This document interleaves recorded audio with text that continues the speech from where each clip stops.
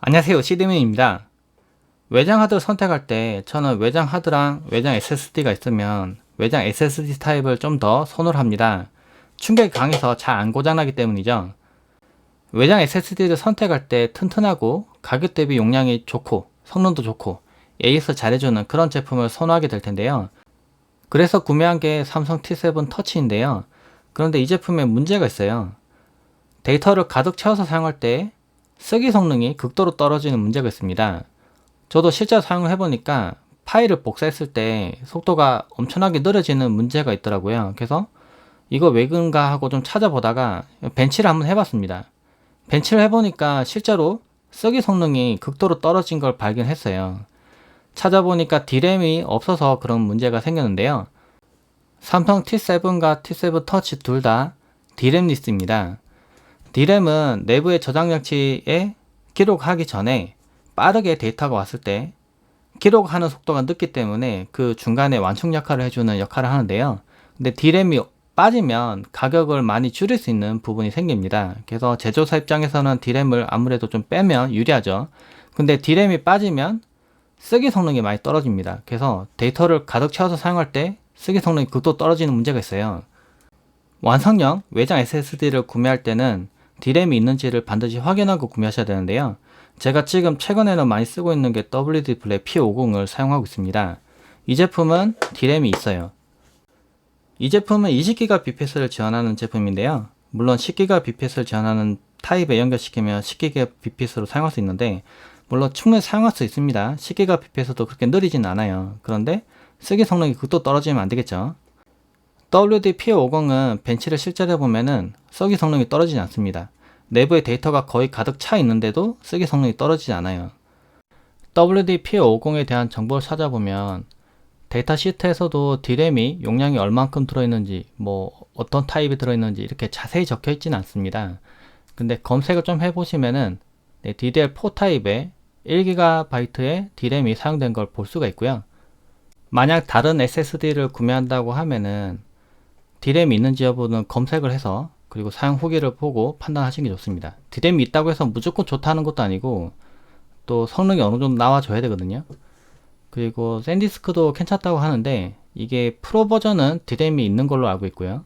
또 프로가 아닌 버전은 D램이 빠진 그러니까 D램리스 제품입니다. 그래서 처음에 구매할 때 이런 부분들을 검색하셔서 구매하시는 게 좋습니다. 완성형 외장 SSD가 아니라 직접 자신이 그런 SSD를 이용해서 외장 SSD를 만들고 싶은 분도 있을 겁니다. 그럴 때도 팁을 좀 드릴게요. 이 제품 같은 경우에는 좀 쉽게 장착을 할 수 있는 타입인데요. 그런데 이렇게 열이 많은 SSD를 넣는 거는 좀 부담이 될 수 있습니다. 성능이 빠른 SSD는 보통 NVMe 타입을 많이 가지고 있는데요. 근데 이렇게 쉽게 놓고 빼는 제품들 같은 경우에는 이 중간에 공간이 있습니다. 써멀 테이프를 붙이고 이렇게 밀면은 밀려 들어가기 때문에 보통 붙이기가 좀 쉽지가 않아요. 그래서 바깥쪽 부분이 알루미늄이 넣여 있다고 하더라도 열 전달이 그렇게 원활하지는 않습니다. 그래서 열이 좀 올라가는 문제는 있어요. 개인적으로는 덮개를 눌러서 닫는 또는 볼트로 고정하는 타입을 좀 더 선호하는데요. 이 제품 같은 경우는 이렇게 측면을 밀면은 툴을 사용하지 않지만 이렇게 눌러서 닫는 형태입니다. 그러니까 이렇게 눌러 닫는 거죠. 그래서 써멀 테이프를 이용해서 연 전달을 할 수도 있고요. 그리고 덮을 때 써멀 테이프가 뭐 밀려 들어간다든지 그런 문제가 없습니다. 그래서 이렇게 고성능의 SSD를 장착해 놓고 사용할 수가 있죠. SSD를 직접 선택해서 외장 SSD를 만들 때 또 잘 보셔야 되는 부분이 있는데요. 여기 예상 수명 부분이 있습니다. 750TB라고 되어 있는데요. 1TB 같은 경우에는 이 용량이고 또 2TB 같은 경우에는 1200TB라고 되어 있습니다. 이게 예상 수명이라고도 연관이 있는데요. 그러니까 쓰기를 계속 하면 할수록 이제 수명이 줄어듭니다. 이제 더 이상 쓰기를 할 수 없는 그 시간이 다가오는데요. 용량이 크면 클수록 예상 수명도 길어집니다. 물론 이 예상 수명을 다 쓰는 거는 쉽지 않은 일이에요. 만약 이걸 동영상 편집 작업용으로 쓴다고 하더라도 하루에 막 엄청나게 쓰기를 시킨다고 하더라도 수명이 엄청 생각보다 깁니다. 그래서 걱정은 안 하셔도 되는데 용량이 크면 이 수명은 더 길어지기 때문에 아무래도 용량을 더 큰 걸 선택하시는 게 더 유리하고요. 그리고 실제 벤치 성능 같은 부분도 잘 보셔야 됩니다.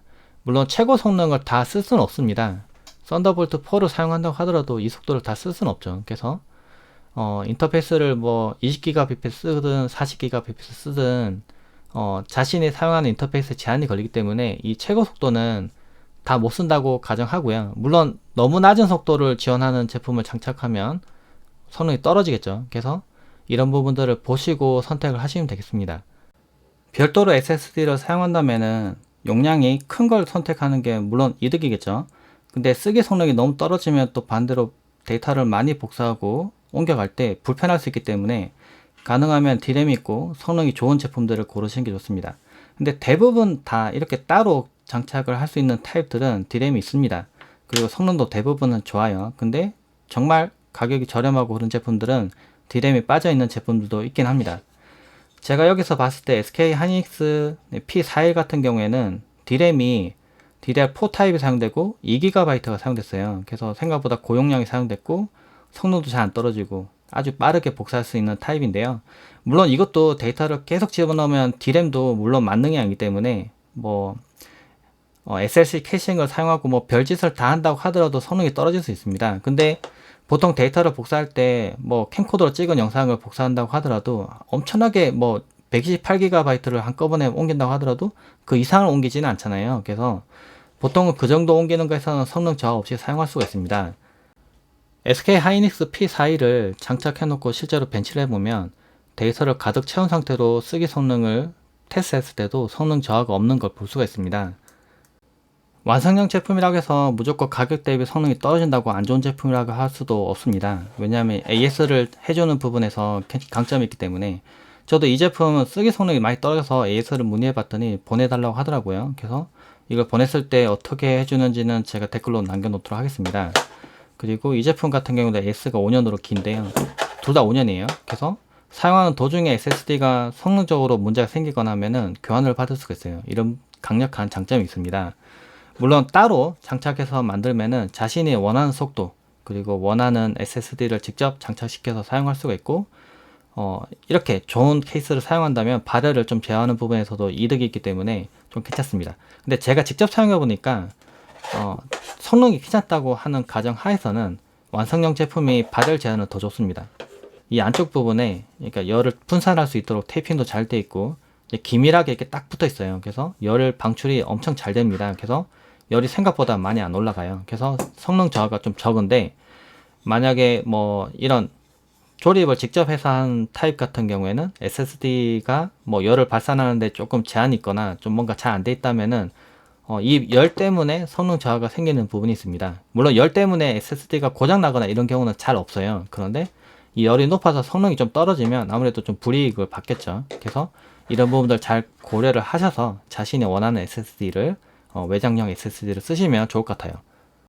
이거는 AS를 보낼 예정인데 어떻게 해서 올지 정말 궁금하네요. 이 댓글로 어떻게 될지 좀 남겨주시면 좋을 것 같아요. 그리고 외장 SSD에 대해서 뭔가 좀 궁금하신 부분들은 댓글로 남겨주시면 제가 확인해서 댓글 남겨드리도록 하겠습니다. 영상 봐주셔서 고맙습니다. 감사합니다.